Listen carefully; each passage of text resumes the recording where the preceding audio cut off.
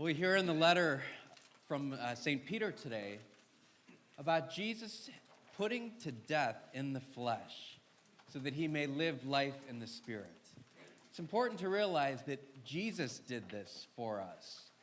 He was put to death in the flesh to live life in the spirit so that we could put to death in the flesh and live life in the spirit.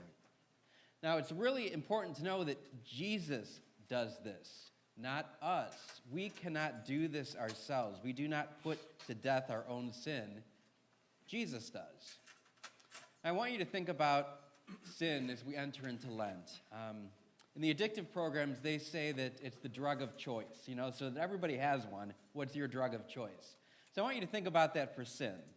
We all have a sin. We probably all have this one thing that we do that we really wish we didn't do, we've tried to do, and we feel like we're trapped in it. We are imprisoned, as we hear in the second reading. What is that sin for you? I want you to take a moment just to try to think about that.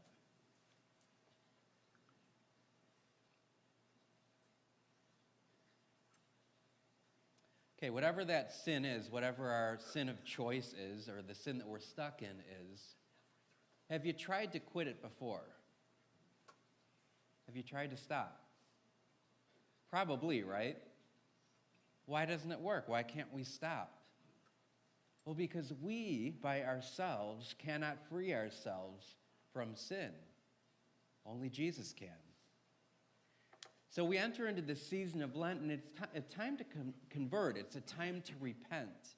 And to repent is to turn away from sin and to be faithful to the gospel. So how do we do that? Well, I think the important thing to realize is when we can identify our sin, I think it's important to realize that only Jesus can free us from it. But secondly, sin, with any sin, there is absolutely no value to it. What I mean is that it never brings any good whatsoever, ever. Sin never brings good. And I think what imprisons us is we allow ourselves to be tricked by Satan to think, well, I need this sin in my life because it brings something, right? And I'll give you a few examples of what a sin we think might bring.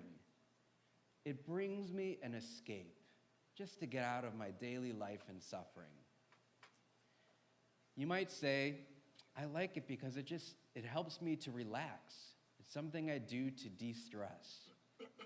I'll use the image of smoking, just because it's a very common thing and one of the hardest things I think there is to do to quit. So if you think about a cigarette, people will say, I just find it to be so pleasurable. Well, if you think back about the first time you smoked, or if somebody doesn't smoke and were to hand you a cigarette and you were to suck in that smoke, would you find it to be pleasurable? No, right? It's disgusting. But after a while, for some reason, we get hooked on it and we find it to be pleasurable. But there's no good in it whatsoever. It doesn't actually bring us pleasure because you finish smoking that cigarette and what happens 10 minutes later?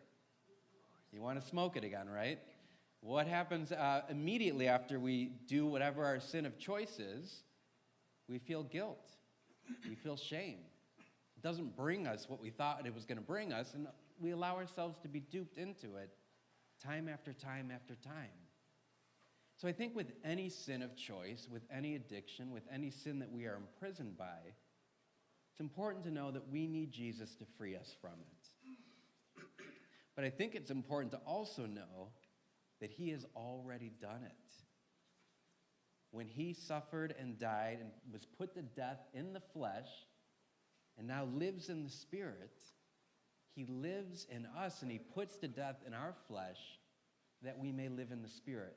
Now, I just want you to think, instead of giving up whatever that sin is, usually when we have this sin that we're for some reason imprisoned by, we think, I can't give it up because I'll be miserable if I don't do this.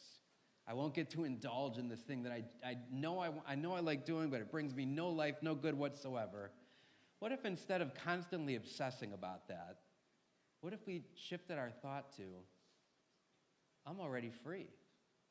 Christ has freed me. What if we shifted our thought to, I don't actually ever have to do that thing again because I'm free.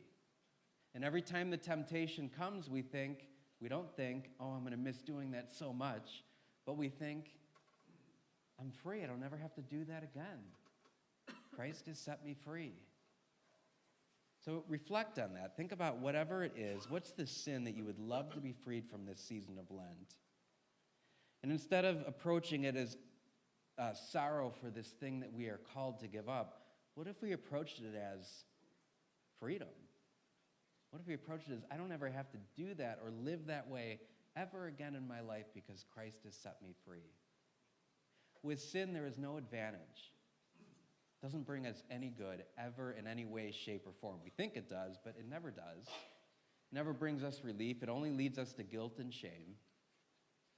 And us trying to do it by ourselves, just by bare-knuckling it, as they say, generally doesn't work. But if we can shift from sorrow that we can't do this thing to actually rejoicing that we have been set free, that Christ has died in the flesh for us and risen to life in the Spirit, we too can live in the Spirit. So after this homily, I'm just going to give you a few moments in silence. I want you to think about that sin that you want to be freed from. And just for a moment, shift your thinking from, I'll never get to do that again, to, I don't ever have to do that again.